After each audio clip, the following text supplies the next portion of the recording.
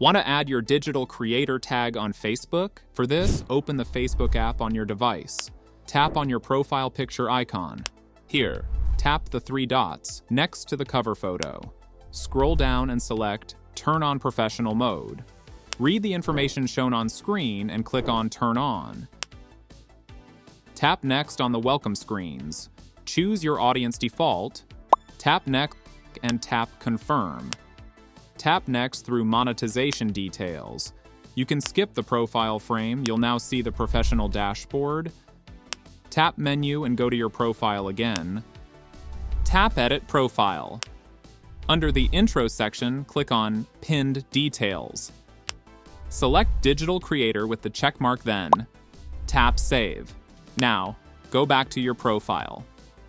Next, refresh the page. You will see the Digital Creator tag on your profile. And that's it.